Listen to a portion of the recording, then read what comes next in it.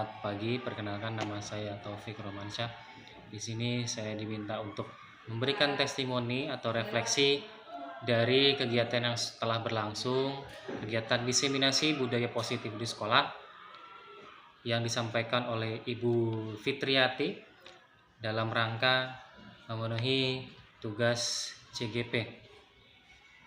Pendapat saya mengikuti kegiatan tersebut yang pastinya adalah ilmunya sangat bermanfaat karena kami diajak diskusi, diajak tukar pikiran tentang bagaimana budaya disiplin terutama di sekolah, dan kami juga mendapatkan ilmu-ilmu baru. Bu Fitri juga menampung tentang pemikiran-pemikiran dari teman-teman. Terima kasih, semoga kegiatan CGP Ibu Fitri dan rekan-rekan semua bisa diberikan kelancaran, dan tentunya semoga harapan kami semua CGP bisa memberikan perubahan yang positif dalam dunia pendidikan. Terima kasih. Assalamualaikum warahmatullahi wabarakatuh. Perkenalkan, saya Syahla Isni Safira sebagai rekan sejawat Ibu Fitriati. Saya sangat tertarik dengan diseminasi budaya positif di sekolah yang dibawakan oleh Ibu Fitriati. Adapun materi yang dipaparkan adalah budaya positif materi modul 1.4, yaitu perubahan paradigma, budaya positif, disiplin, hukuman dan konsekuensi, keyakinan kelas, serta restitusi segitiga. Untuk lebih jelasnya, mari kita saksikan proses diseminasi. Assalamualaikum warahmatullahi wabarakatuh. Selamat siang, salam sejahtera untuk kita semua. Yang terhormat Wakil Kepala Sekolah Bapak Asli SPD dan Bapak Ibu Guru dari SDN Pejaten Barat 11. Puji syukur kita panjatkan kehadirat Allah Subhanahu wa Ta'ala, Tuhan yang Maha Esa, yang telah begitu banyak memberikan nikmat hingga kita semua bisa berkumpul di ruang guru ini. Kita berkumpul di ruang ini dalam rangka diseminasi budaya positif di sekolah sebagai salah satu aksi nyata program guru penggerak di SDN Pejaten Barat 11. Salawat serta salam kita haturkan kepada Nabi Muhammad SAW yang insya Allah kita harapkan syafaatnya di yaumil qiyamah. Sebelum kita mulai pemaparan pada hari ini, mari kita mulai dengan membaca basmalah. Bismillahirrahmanirrahim. Perkenalkan, saya Syahla Isni Safira, moderator pada pemaparan hari ini. Saya akan membacakan susunan acara hari ini. Yang pertama adalah pembukaan, 2 paparan materi, dan yang ketiga adalah penutup. Langsung saja kita lanjutkan ke acara berikutnya, yaitu pemaparan budaya positif dari Bu Fitriati. Kepada Bu Fitriati, terima kasih saya ucapkan kepada Ibu Syahla Isni Safira SPD yang telah memberikan kesempatan saya berbicara pada siang hari ini. Perkenalkan Bapak dan Ibu, nama saya adalah sesuai yang tertera di depan, Fitriati. Insya Allah merupakan salah satu CGP, calon guru penggerak angkatan 7. Pertama-tama saya ucapkan terima kasih atas kesediaan Bapak Kepala Sekolah, Bapak Wakil Kepala Sekolah, dan Bapak Ibu Guru yang telah berkenan bersama-sama berkumpul di ruangan ini dalam rangka diseminasi guru budaya positif di sekolah sebagai salah satu program guru penggerak di modul 1.4. Puji dan syukur kehadirat Allah Subhanahu wa Ta'ala yang telah memberikan kita begitu banyak nikmat sehingga kita semua bisa berkumpul di ruang guru SDN Pejaten Barat 11. Salawat dan salam tak lupa kita haturkan kepada junjungan Nabi besar Muhammad SAW sebagai salah satu pelopor pendidikan yang tak pernah lekang oleh waktu. Bapak dan Ibu sekalian, adapun tujuan saya berdiri di depan adalah sebagai salah satu pembawa atau pengantar informasi yang saya dapatkan ketika saya mengikuti pendidikan pelatihan guru penggerak. Seperti dari kata diseminasi, yaitu adalah pertukaran informasi untuk disebarkan, lalu diberitahukan dan mudah-mudahan bisa diterapkan untuk menuju perubahan pendidikan yang lebih baik lagi. Kita lanjut ke slide berikutnya. Nah, Bapak dan Ibu, tentunya kita sudah tahu siapa salah satu pelopor pendidikan yang hingga kini pemikirannya masih tetap digunakan dalam dunia pendidikan. Seperti yang tertera, Bapak dan Ibu tahu siapa tokoh kita di depan ini? Iya, Ki Hajar Dewantara. Ya, Ki Hajar Dewantara ini sekarang sedang digalakan di program guru penggerak. Pemikirannya untuk sama-sama kita gunakan dalam perubahan pendidikan ke arah yang lebih baik lagi, yaitu pendidikan pembelajaran yang berpihak pada murid.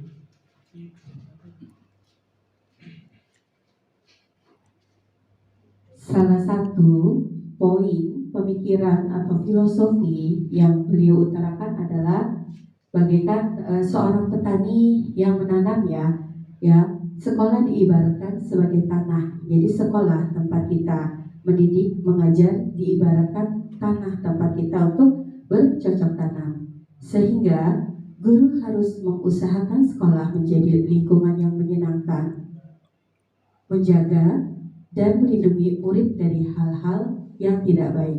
Jadi di situ sudah dijelaskan atau diberitahukan oleh Ki Hajar Dewantara 3 poin penting sebagai pendidik dan sebagai tempat kita untuk mengajar putra-putri kita. Poin pertama adalah sekolah menjadi lingkungan yang menyenangkan. Tentunya dengan lingkungan yang menyenangkan untuk anak merupakan salah satu faktor ya pembelajaran yang berpihak kepada murid. Yang kedua adalah menjaga anak sesuai dengan zamannya dan melindungi murid-murid dari hal-hal yang tidak baik. Jadi kita bisa menciptakan peserta didik atau siswa yang mempunyai budi dan pekerti yang baik. Di sini sudah ada contohnya ya, dengan melaksanakan 3 poin tersebut ya, kita mengharapkan akan menumbuhkan karakter pada diri anak. Sebagai contoh, yang murid yang tadinya mungkin malas untuk hadir ke sekolah, untuk datang ke sekolah, sekarang akan berkebalikan bahwa dia akan selalu senang untuk datang ke sekolah, karena sekolah bisa merupakan menjadi tempat atau rumah kedua setelah rumahnya sendiri. Murid akan mampu menerima dan menyerap suatu pembelajaran bila lingkungan di sekelilingnya terasa aman dan nyaman. Seperti halnya kita, Bapak Ibu Guru, kalau kita merasa aman, merasa nyaman dalam suatu tempat, pasti kita akan betah atau kita merasa nyaman untuk berlama-lama di tempat tersebut dan enggan untuk pulang. Tetapi akan kebalikannya, bila kita merasa bahwa tempat kita mendidik, tempat kita mengajar membuat kita tidak nyaman, berarti masih ada harus yang diperbaiki. Kalau misalkan mungkin murid sudah lebih ingin cepat pulang ya sebelum waktunya, itu berarti sebagai salah satu poin bahwa kita belum bisa menciptakan suasana pembelajaran yang aman dan nyaman untuk siswa. Nah, poin yang terakhir ini nih, selama seseorang merasakan tekanan dari lingkungan, maka proses pembelajaran akan sulit terjadi. Karena untuk mereka bisa hadir ke sekolah saja butuh effort, butuh usaha untuk bisa membawa dirinya hadir dan datang serta mengikuti pembelajaran di sekolah. Nah, kalau mereka mengalami tekanan, pasti yang ada mereka datang ke sekolahnya tidak nyaman, bisa dengan menangis ketika bangun tidur, atau ketika mau masuk kelas mereka akan menangis ya, atau ketika di dalam kelas tidak bisa lepas dari Bapak Ibu Guru. Berarti ada suatu ketidaknyamanan yang dirasakan oleh peserta didik kita. Untuk di sebelahnya hakikatnya sama kewajibannya dengan seorang pendidik yang menanam padi. Misalkan petani menanam padi ya, ia dapat memperbaiki kondisi tanah, memelihara tanaman padi, memberi pupuk dan air, membasmi ulat atau jamur yang mengganggu hidup tanaman padi dan lainnya. Nah, itu adalah fungsi seorang pendidik ya. Jadi kita diibaratkan seperti petani yang harus memperbaiki kondisi supaya nanti saat padi yang hendak kita akan panen menghasilkan hasil yang melimpah dan bagus. Tetapi bila kita tidak bisa menjadikan sebuah prosesnya bagus, maka pasti akhirnya juga tidak seperti yang dia harapkan. Nah, kita akan masuk ke budaya positif. Seperti Bapak dan Ibu lihat di depan, budaya positif ya. Apa sih? Ternyata ada kata penggalanya, terdiri dari kata budaya dan positif. Budaya itu adalah suatu cara hidup yang berkembang dan dimiliki bersama-sama oleh sebuah kelompok, kemudian diwariskan kepada generasi selanjutnya. Jadi kebiasaan-kebiasaan yang sudah dialami, yang sudah lewat, yang sedang dan yang akan, itu budaya. Nah, kalau misalkan budaya yang lampau itu tidak baik, terus mewariskan ke generasinya juga tidak baik, maka tidak akan menimbulkan budaya yang positif, tetapi budaya yang belum baik. Nah, sedangkan budaya positif di sekolah adalah pembiasaan yang bernilai positif. Jadi kita harapkan anak bisa berkembang di sekolah, lalu bisa diwariskan kepada adik-adik kelasnya atau generasi selanjutnya yang memiliki sifat positif. Positif itu kan berarti menimbulkan rasa aman, nyaman, dan bahagia, sehingga akan tercipta karakter murid yang diharapkan. Apalagi sekarang kita sedang menggalakkan profil pelajar Pancasila. Jadi diharapkan dalam proses pembelajaran saat ini kita bisa menumbuhkan 6 dimensi profil pelajar Pancasila. Bapak dan Ibu guru, tentunya untuk bisa merubah budaya yang tadinya belum baik menjadi baik, yang tadinya budayanya belum positif menjadi positif, pasti kita butuh effort, usaha. Salah satunya yaitu adalah perubahan paradigma. Jadi paradigma itu pola pikir atau mindset kita ya. Jadi yang dirubah pertama kali adalah pola pikir sang guru peserta didik. Seperti kata Stephen ya, mengatakan bahwa bila kita ingin membuat kemajuan perlahan, sedikit-sedikit ubahlah sikap atau perilaku Anda. Namun bila kita ingin memperbaiki cara-cara utama kita, maka kita perlu mengubah kerangka acuan kita. Ubahlah bagaimana Anda melihat dunia, bagaimana Anda berpikir tentang manusia. Ubahlah paradigma Anda, skema pemahaman dan penjelasan aspek-aspek tertentu tentang realitas. Nah, berarti faktor yang paling utama, paling penting adalah mindset atau pola pikir kita. Tidak akan ada perubahan kalau pola pikirnya belum dirubah. Jadi kalau kita mau merubah baju saja, kita harus merubah dari pola pakaiannya. Ya, mau seperti apa? Nah, kalau mau tujuan pembelajaran pendidikan kita berubah menjadi lebih baik, berarti kita juga harus merubah tujuan dari untuk apa kita mendidik, ya. Tentu pemerintah juga mempunyai standar pendidikan ya, yang budaya positif dan lingkungan positif itu seperti apa? Seperti yang tertera ya, bahwa dalam rangka menciptakan lingkungan yang positif, maka setiap warga sekolah dan pemangku kepentingan perlu saling mendukung, menghayati, dan menerapkan nilai-nilai kebajikan yang telah disepakati bersama. Untuk dapat menerapkan tujuan nilai tersebut, maka pemimpin pembelajaran perlu berjiwa kepemimpinan sehingga dapat mengembangkan sekolah dengan baik agar terwujud suatu budaya sekolah yang positif sesuai dengan standar kompetensi pengelolaan yang telah ditetapkan. Nah, dari kalimat panjang tersebut tentu kita harus tahu keywordnya, kata kuncinya itu apa. Kalau yang bisa saya simpulkan di situ adalah kalau kita mau menciptakan atau atau merubah lingkungan yang berbeda menuju ke arah yang kebaikan, berarti salah satunya adalah kita ya harus saling mendukung. Jadi kita tidak akan bisa berjalan sendiri tanpa dukungan teman-teman. Kita harus mempunyai good teamwork ya, tim yang baik, tim yang bagus yang sama-sama memiliki visi yang sama. Karena kalau belum memiliki visi yang sama, ibaratnya kita kan berjalan pincang ya. Kalau ibarat cinta sebelah tangan, bertepuk sebelah tangan. Nah itu juga sama dengan bagaimana kita mencoba untuk mengubah budaya dan lingkungan yang positif. Nah tentu segala sesuatu perubahan ada tujuannya. Nah di sini juga ada Bapak dan Ibu.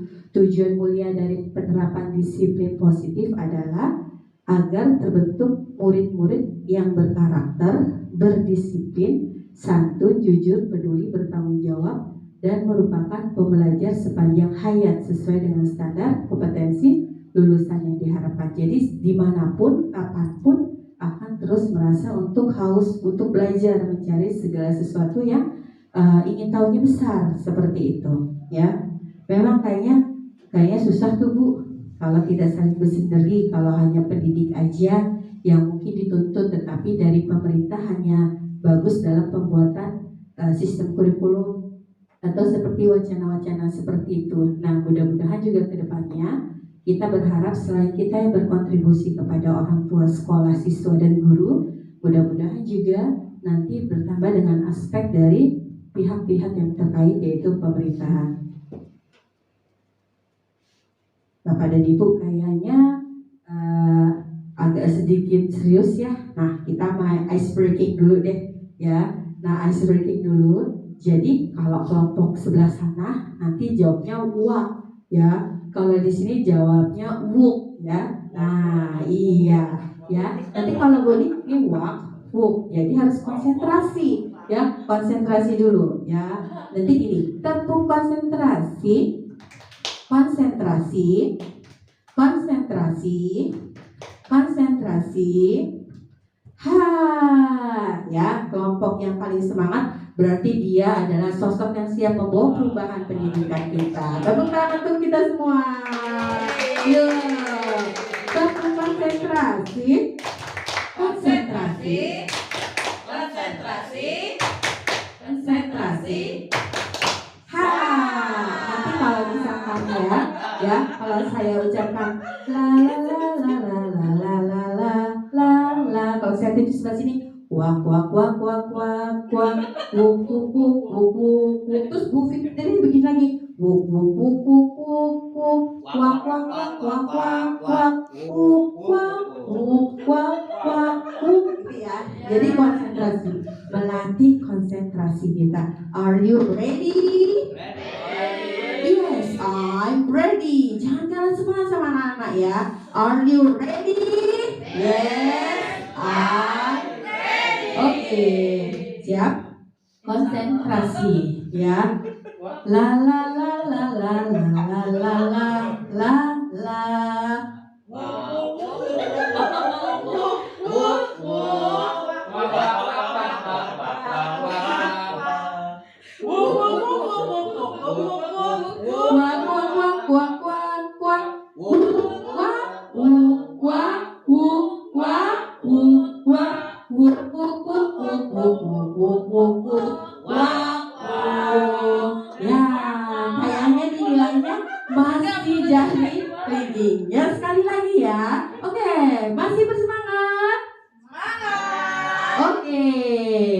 Kalau kata bulan, semangat pagi, pagi, pagi, pagi.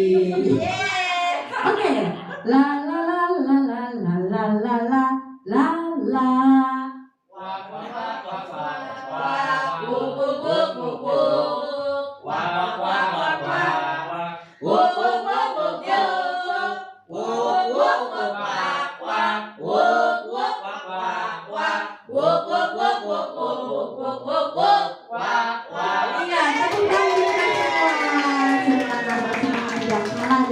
Peserta didik kita, yuk kalau sudah semangat, ngantuknya sudah hilang, lanjut lagi kita mau bahas tentang disiplin. Nah ya, menurut masing-masing pelopor kita, Bapak Pendidikan kita Ki Hajar Dewantara menyatakan bahwa di mana ada kemerdekaan, disitulah harus ada disiplin yang kuat. Nah, maksudnya kenapa? Ada yang tahu nggak dengan kata di mana ada kemerdekaan, disitulah harus ada disiplin yang kuat. Kira-kira ada yang mau mencoba menjabarkan apa sih perkataan dari filosofinya Ki Hajar Dewantara? Raise your hand please. Ada yang coba? Mungkin kita coba Pak Oman.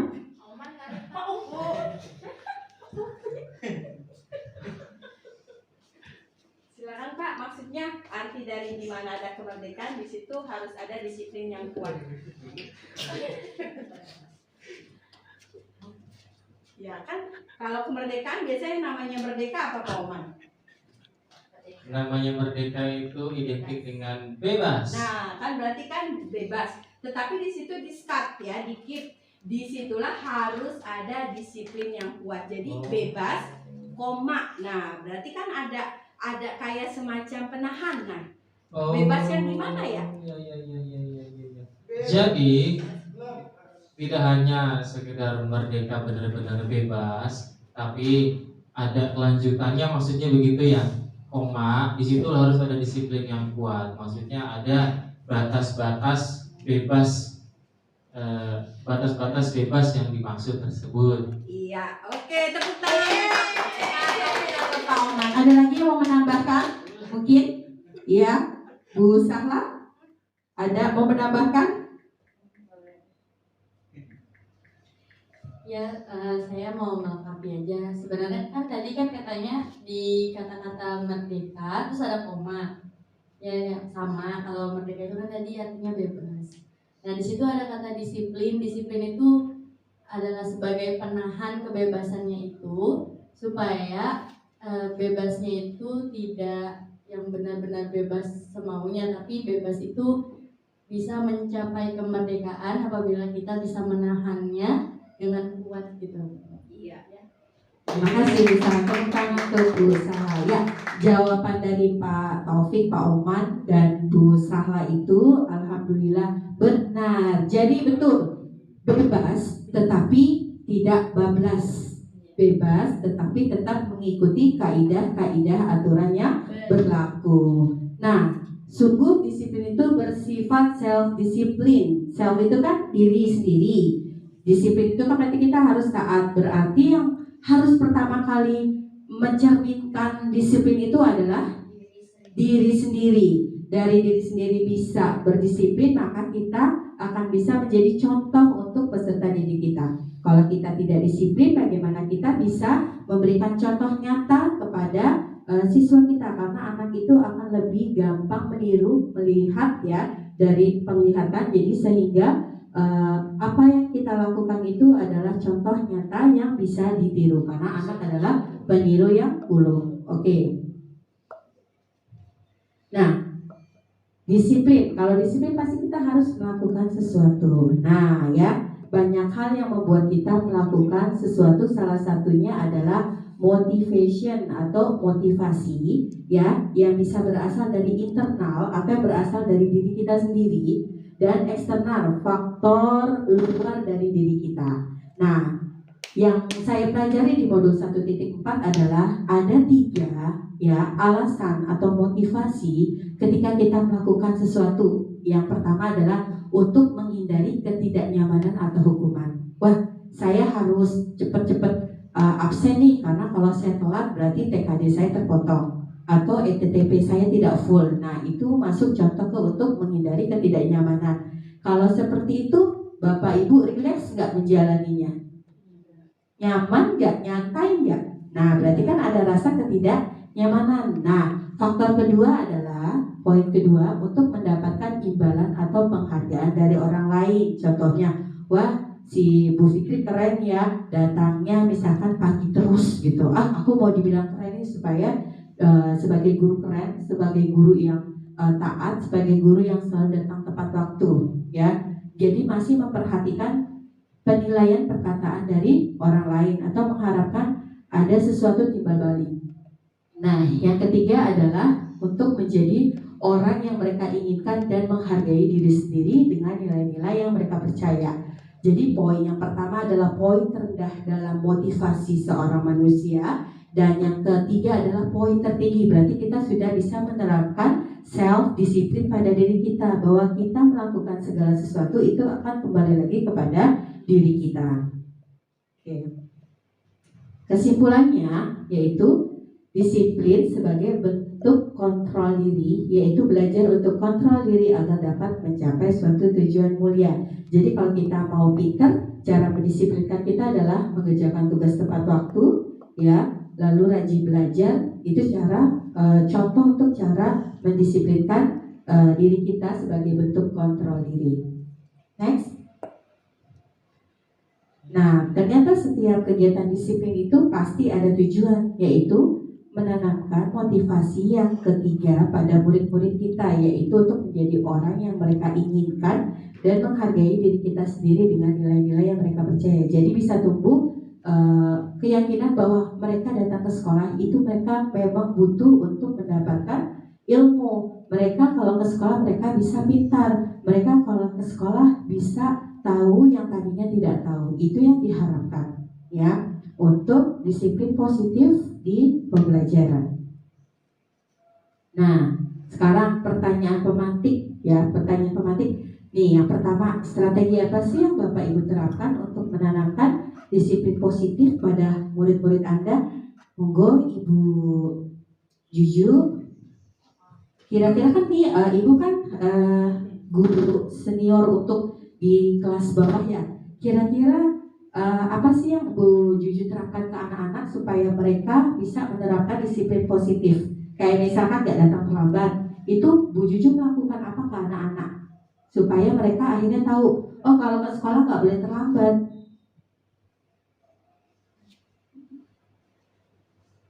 Biasanya di kelas Bu Juju ngapain ya ke anak-anak gitu?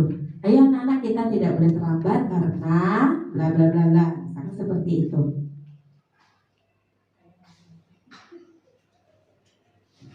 Pertanyaan di siang hari yang membuat kita jadi semangat, ya Bapak Ibu, ya. Luar biasa. Kayaknya kalau disiplin untuk kelas 1 ya. Iya. Memang sih agak riskan ya kalau untuk kelas 1. Contoh di kelas saya ada satu anak hari ini sekolah, besok enggak, kayak gitu kan. Tapi kalau untuk kedatangan ya, untuk meningkatkan disiplin ke anak, biasanya kalau saya pada akhir pelajaran saya kasih refleksi, apa sih namanya? Reward. Ya, bukan reward. Saya kasih bilangnya? Yang terakhir refleksi ya, dengan cara dengan nyanyian, dengan kata-kata motivasi. Jadi besok dia pengen datang lagi gitu, kangen sama gurunya gitu. Anak-anak happy, enggak dibikin terakhirnya itu happy, pokoknya happy, senang,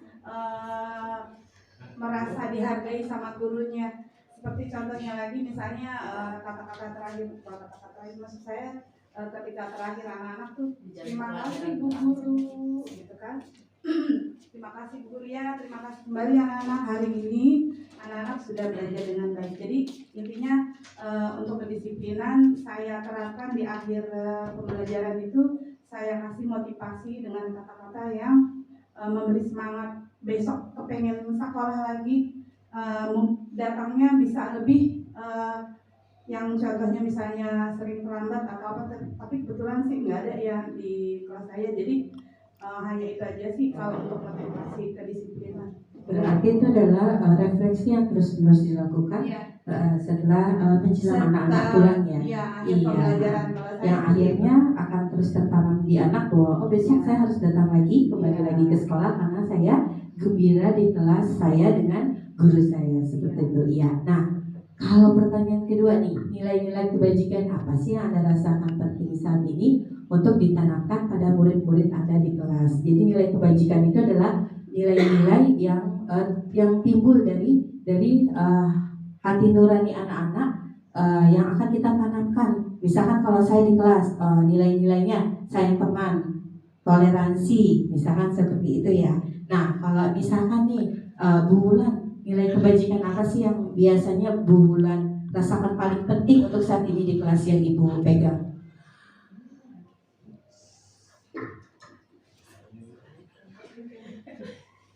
Ya, terima kasih atas kesempatannya, Bu Fitri. Kebetulan kalau di kelas saya, nilai-nilai kebajikan yang saya berikan ke anak-anak itu menanamkan sikap jujur, kemudian tanggung jawab.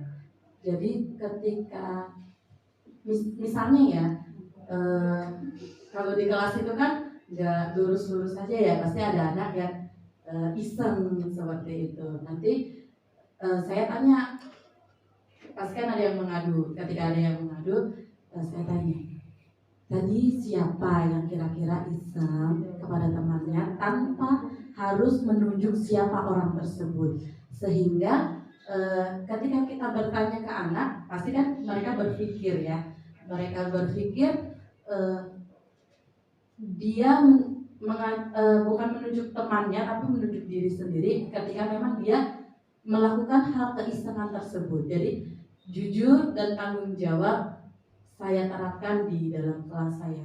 Mungkin seperti itu saja, Bu Fitri. Iya, pasti tiap kelas akan mempunyai value atau nilai-nilai kebajikan masing-masing. Mungkin di kelas saya yang dibutuhkan adalah misalkan toleransi karena adanya perbedaan keragaman agama misalkan. Terus kalau tadi di kelasnya Bu Bulan adalah soal kejujuran. Nah, tadi salah satu konteks yang beliau sebutkan, isi kontennya itu nanti akan ada sebagai salah satu bentuk restitusi masalah segitiga ya.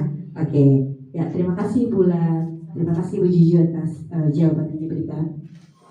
Ya.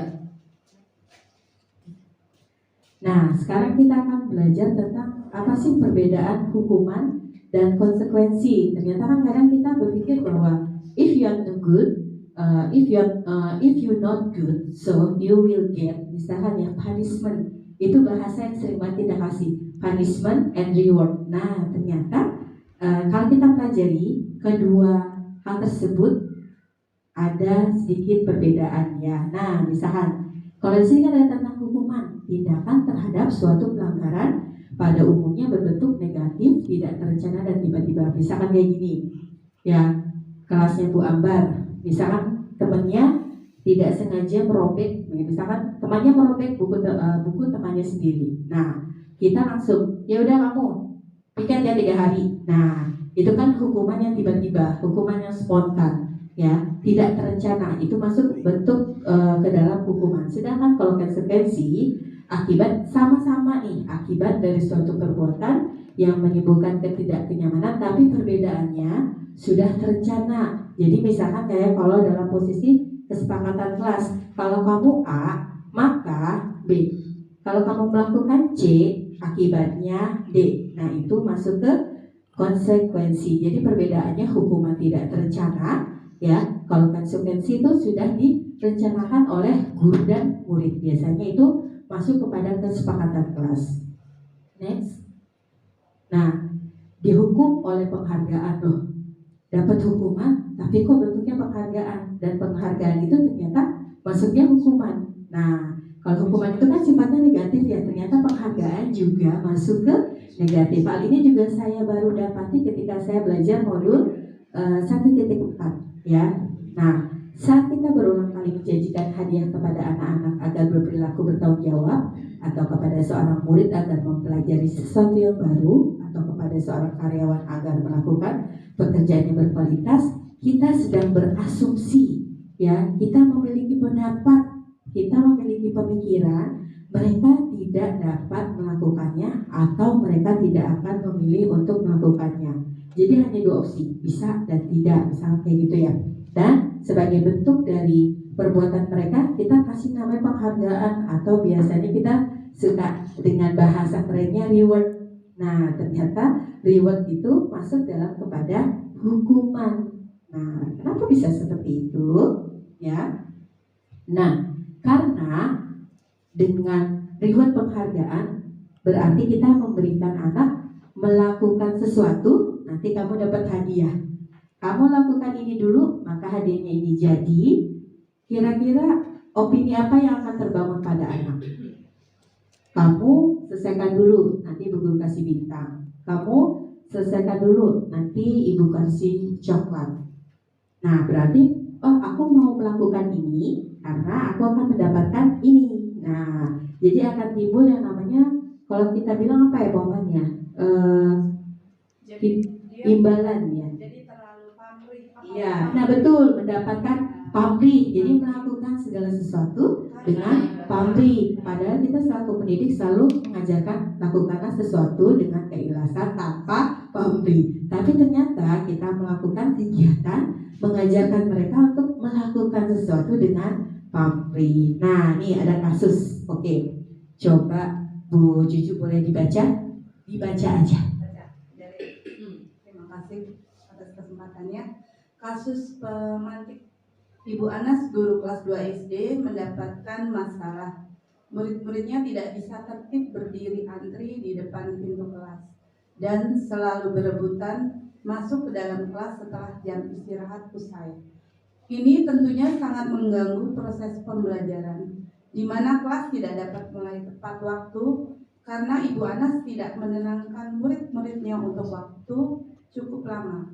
Akhirnya Bu Anas berpikir cepat dan mengandalkan stiker bintang.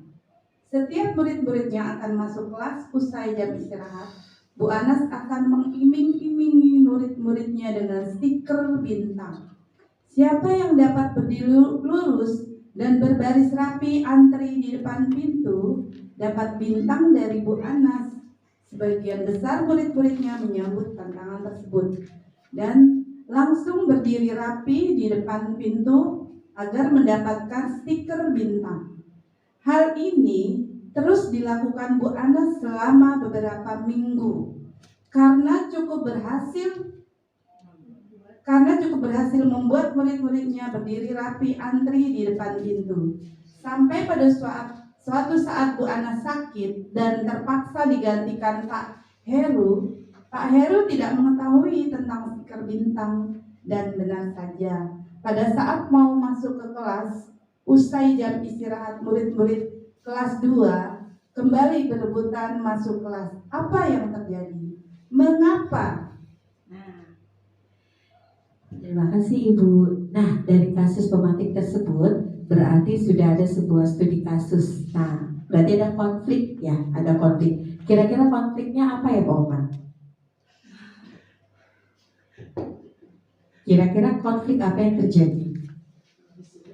Kalau dilihat dari kasusnya, pertama Bu Anas itu seperti yang sudah dibilang Bu Fitri sebelumnya, hadiah itu sebagai hukuman gitu ya. Iya. Nah, ternyata kasus ini yang awalnya Bu Anas mau memecahkan masalah dengan solusi dikasih bintang, ternyata malah menimbulkan masalah baru karena pada saat digantikan dengan guru yang lain, ya kasusnya ya murid-murid kembali seperti biasa. Jadi masalahnya tidak selesai secara tuntas. Kalau menurut Pak Taufik ya, jadi apa yang harus kita ganti? Ya, kan tadi reward ya, maksudnya nanti dapat bintang. Nah, kira-kira bentuk penghargaan yang bagaimanakah yang tidak akan memantik permasalahan seperti itu, Pak? Kan tadi mendapatkan stiker. Ya, mungkin Bapak Ibu Guru ada yang bisa menjawab. Ya, Bu Wulan, Bu Sahla, silakan. Bu Juju, Pak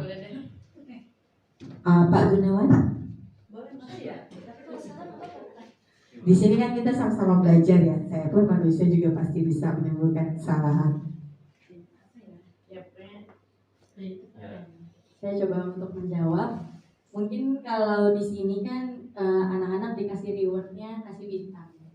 Mungkin sebaiknya cukup dengan memberi memberi dengan pujian mungkin ya Bu ya. Hebat anak ibu sekelas. Jadi itu dijelaskan juga kalau sifat ini tuh bagus loh. Dia motivasi diperkuat dengan motivasi-motivasi, jadi disiplinnya jadi terbangun gitu. Kalau misalnya mereka disiplin itu ada hal-hal positif loh yang mereka peroleh gitu. Oke, berarti pendapatnya Bu Sama mungkin dengan mengganti bentuk reward yang lain ya, tadinya stiker mungkin dengan pujian. Ya, nanti kita akan bahas karena memang berkaitan dengan pujian. Yuk. Nah, ya, dari tadi kan kita sudah membaca, kira-kira sudah dijawab. Iya. Kedua pertanyaannya sudah dijawab. Nih, bahaya hukuman penghargaan. Wah, ternyata reward itu juga sangat berbahaya. Sama dengan hukuman yang sifatnya negatif, menjewer, ya, memukul, membuat anak berdiri di depan kelas. Ternyata reward pun juga penghargaan itu bahayanya banyak juga ya. Salah satunya dia tidak efektif, ya, penghargaan tidak efektif karena kalau seperti tadi kasus Bu Ana, kalau ditangani oleh bukan orang yang bersangkutan maka akan kembali lagi ke masalah awal. Lalu kedua adalah penghargaan merusak hubungan. Nah, apa sih yang dikatakan penghargaan merusak hubungan? Ternyata misalkan reward itu kita ganti dengan pujian, dan pujian itu dilakukan di depan teman-teman, dilakukan di depan kelas, kira-kira ada hati yang terluka tidak? Nah, ya, ada hati yang terluka. Nah, ternyata pujian pun juga belum solusi yang tepat ya. Kalau yang saya pelajari mungkin diganti dengan apa? Berjabat tangan, atau cukup bertepuk tangan, ya, atau cukup jempol. Jadi kita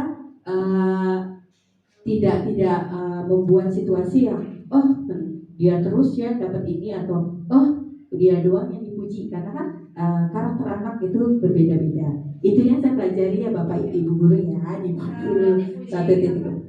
Iya. Diberi pujian misalnya bagus Untuk iya. sekelas, pujian untuk sekelas. Iya, kalau bisa yang nanti akan mengangkat teman-temannya tidak melakukan kebaikan, akan saya mau seperti itu, tapi mungkin coba menghindari menyebutkan nama. Ya, boleh dipuji tapi menghindari untuk menyebutkan nama. Lalu yang ketiga, penghargaan mengurangi ketepatan. Ya, maksud kita tadi niatnya baik ya, mau untuk memuji si A, ternyata tidak tepat, si B tersakiti, si C merasa iri, si D merasa ini, akhirnya menimbulkan permasalahan yang baru. Lalu penghargaan menurunkan kualitas dan mematikan kreativitas, karena kita kalau sudah dikasih reward, hati kita kan agak naik. Nah, kadang suka lupa tuh ya, maksudnya untuk menjaga perasaan orang-orang di sekeliling kita, atau sudah bagus ya udah stuck kerjanya di situ, stuck belajarnya seperti itu, stuck berusahanya di situ karena saya sudah bagus. Nah, itu yang akhirnya bisa menurunkan dan mematikan kualitas dan kreativitas. Nah, ternyata penghargaan juga bisa menghukum seseorang. Nah, ya ada orang yang merasa diberikan penghargaan tetapi menjadi sebuah beban untuk dirinya sendiri. Ya. Restitusi, sebuah pendekatan untuk menciptakan disiplin positif. Salah satunya seperti ini ya. Di dalam kebersamaan ini pasti akan menimbulkan posisi budaya positif, yaitu adanya kebersamaan. Walaupun mungkin dalam kebersamaan kita terdapat banyak keragaman, ya, banyak perbedaan visi dan misi, tetapi dalam kebersamaan untuk saat ini yang tertera di foto itu kita bisa bersama-sama bersatu.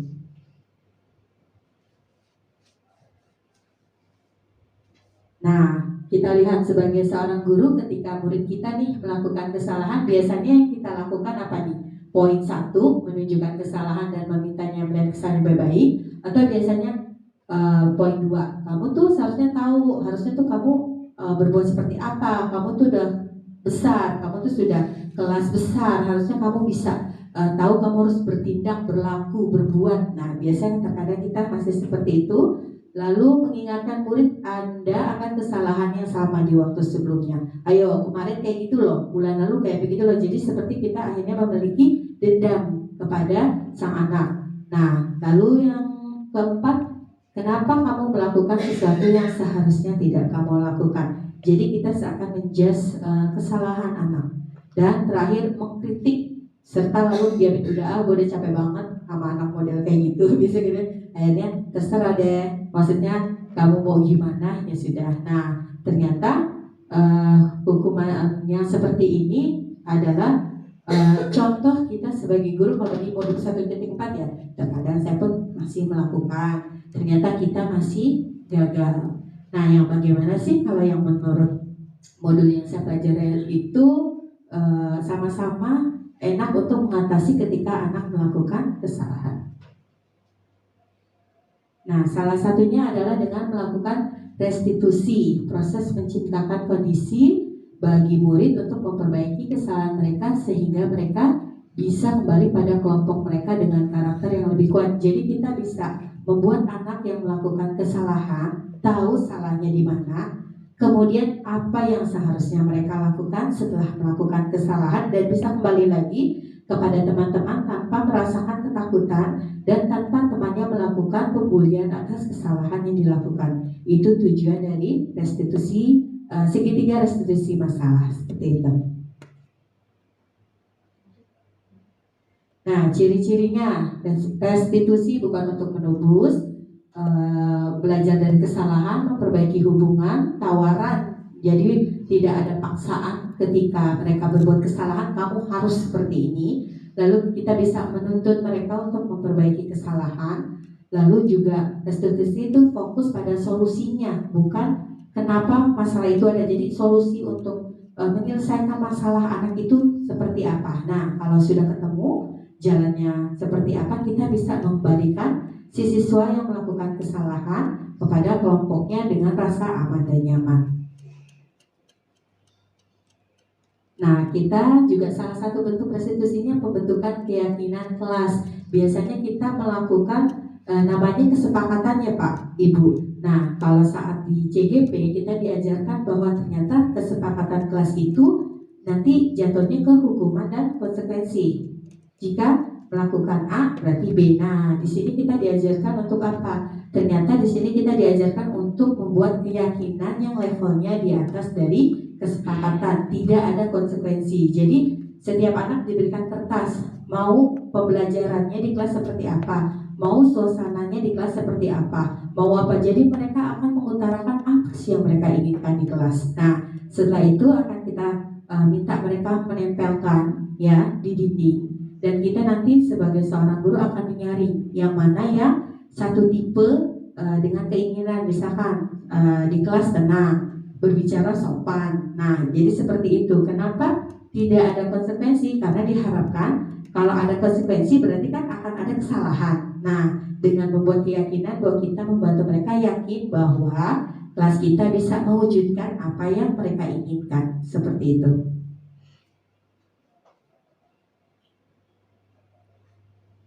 Nah, di sini memang kita lihat ya cara pembentukan keyakinan kelas. Kayak tadi kita akan meminta masukan daripada murid mau seperti apa, lalu menyusun yang tadi saya sudah jelaskan dan mengganti kalimat yang negatif menjadi positif. Kalimat jangan dihilangkan, tetapi kalimat negatif itu akan kita ganti menjadi positif. Kayak saya pernah baca di parenting bahwa hindarilah kata jangan, tidak, ya, stop, karena itu akan mematikan kreativitas anak. Nah, jadi kita ganti dengan kalimat-kalimat positif yang kita harapkan. Dengan kalimat positif itu mereka tahu langsung, oh aku harus berjalan dengan baik. Misalkan kayak gitu kan, jangan berada di kelas atau koridor. Biasanya anak-anak kalau udah kata jangan, ada yang stop langsung stuck, akhirnya berhenti kreativitasnya. Ada yang melanggar karena ingin tahu kalau aku tetap lari di kelas itu apa yang akan terjadi.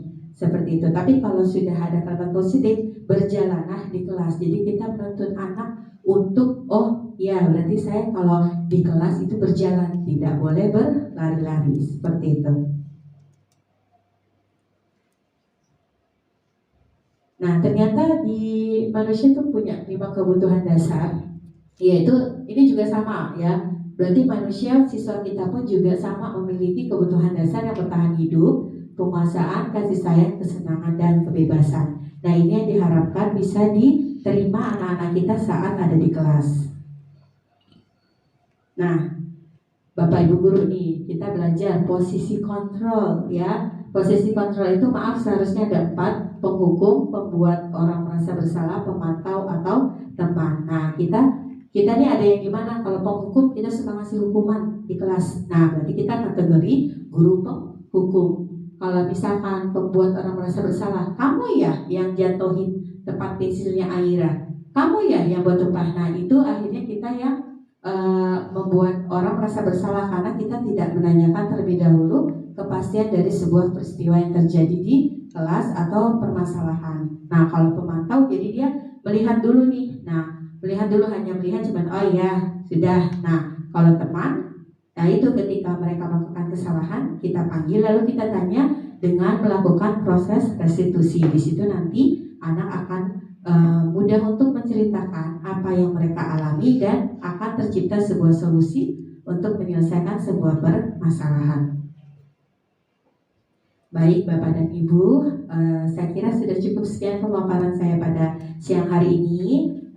Terima kasih saya ucapkan atas kesediaan Bapak dan Ibu untuk mendengarkan paparan saya. Semoga perjuangan pengorbanan yang Bapak Ibu keluarkan untuk saya pribadi siang ini Allah gantikan dengan keberkahan, kesehatan dan kebahagiaan. Dan mudah-mudahan paparan yang saya berikan pada siang hari ini dapat membawa setidaknya sedikit perubahan pada diri kita sendiri maupun nanti saat kita praktek di kelas. Baik, saya akhiri dengan mengucapkan wassalamualaikum warahmatullahi wabarakatuh.